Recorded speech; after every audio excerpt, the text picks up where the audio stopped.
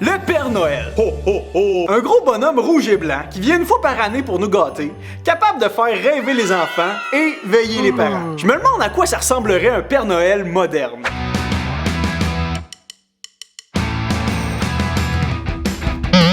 Chérie, qu'est-ce que t'en penses? La rouge large ou la rouge mince? C'est rouge un peu, c'est rouge. T'auras pas un nœud papillon, ça ferait moins de rouge. Bon, là, je pense qu'on l'a. Ouais, ça c'est beau, mais tu vas pas avoir froid rendu au Québec. Essaye donc ton col roulé. Mon col roulé? Non, je te le dis, ça revient à la mode. Eh boy, ça fait longtemps que j'ai mis ça. Ça sent la boulamite. T'aurais pas un veston bleu avec ça? Ben là, chérie, t'es le Père Noël. Attache ton premier bouton quand même. C'est mieux, là? Il te manque juste une petite touche de couleur sur le veston.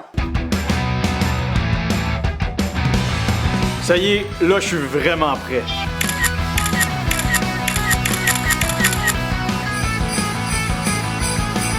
Pis, chérie, ça a bien été la tournée? Ouais, ça a bien été. J'étais en train de faire le reste du monde avec des virements Interact, c'est pas mal plus rapide. Bon, ben après une grosse nuit de travail, je suis dû pour des vacances dans le sud. Père Noël, apporte des bébelles, j'en ai eu puis j'en veux plus, puis swing-les toutes dans la rue. Le papa, le papy, le papa, le papu, le Père Noël, c'est un Québécois. Avec ses bas de laine. Hey, attendez une minute, le Père Noël, c'est pas un Québécois, pis il est pas moderne, pas en tout. Saviez-vous que le personnage emblématique du Père Noël est ancré dans la vie d'un homme qui a réellement vécu au 4e siècle de notre ère? Son nom est Saint Nicolas, Saint Nic pour les intimes. Saint Nicolas était évêque de Myre, un territoire situé en Turquie actuelle, et il a hérité d'une très grande somme d'argent suite au décès de ses parents. L'histoire veut qu'il se serait servi de cette petite fortune pour venir en aide aux plus pauvres de sa région. On raconte même qu'il distribuait pendant la nuit des cadeaux et de la nourriture aux plus pauvres et aux familles en besoin, parfois sans même se présenter à eux. Les vêtements rouges et la barbe blanche du Père Noël viennent probablement des grandes robes rouges portées par les évêques et de leur longue barbe typique, qui pique aussi. Bon, pour ce qui est de la bédaine bombée qui coince dans la cheminée ou du renne au nez rouge, on est obligé de reconnaître les influences et transformations culturelles qui se sont ajoutées au fil des siècles pour en venir au Père Noël qu'on connaît aujourd'hui. Un vieillard dodu et sympathique qui boit du coke à journée longue. On pourrait débattre longtemps à savoir si Saint Nic est vraiment l'ancêtre du Père Noël.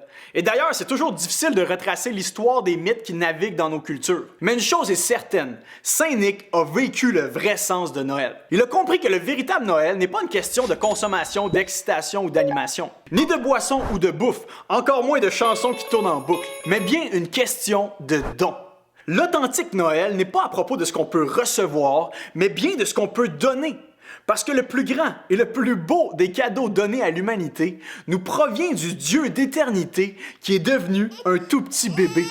Un cadeau qui nous a été offert sans même qu'on l'ait demandé. Un cadeau qui n'a pas été acheté au magasin, ni emballé sous le sapin, mais qui est plutôt emmailloté dans une mangeoire parce qu'on n'avait plus de place pour le recevoir. Un cadeau que notre sage conduite tout au long de l'année ne saurait nous mériter, mais qui nous est accordé même s'il était et demeure entièrement immérité. Un cadeau qui nous apporte plus qu'une euphorie éphémère, le temps de quelques festivités, mais une joie sincère qui dure même en janvier et février. Un cadeau qui n'a pas ruiné notre marge de crédit, mais qui nous a été proposé gratuitement pour acquitter le solde de nos manquements. Jésus est la vraie raison derrière cette saison.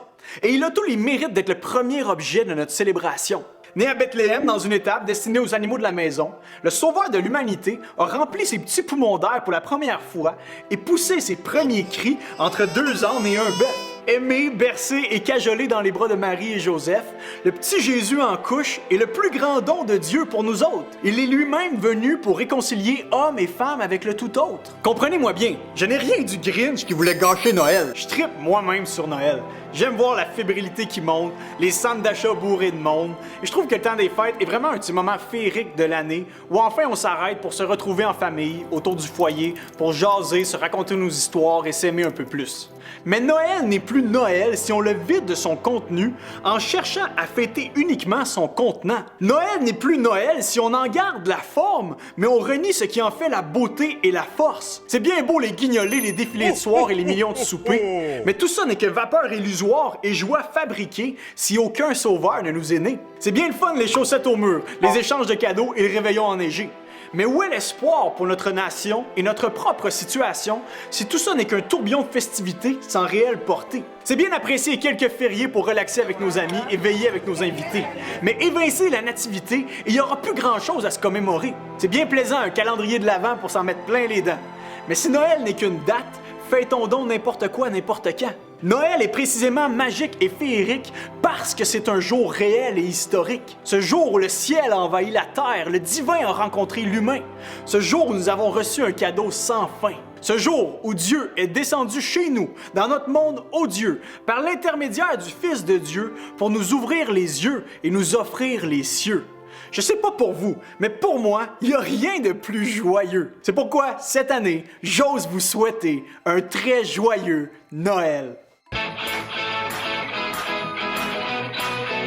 Des biscuits pis du lait? Ça fait longtemps que je mange plus ça. Excusez, y a-tu quelqu'un de réveillé? Je pourrais-tu avoir un petit peu de carottes, céleri avec un petit pot de humus, s'il vous plaît? Je remercie ma petite fille. Ça, c'est parfait pour garder la ligne. Oh oh oh! Oh oh oh! C'est bon.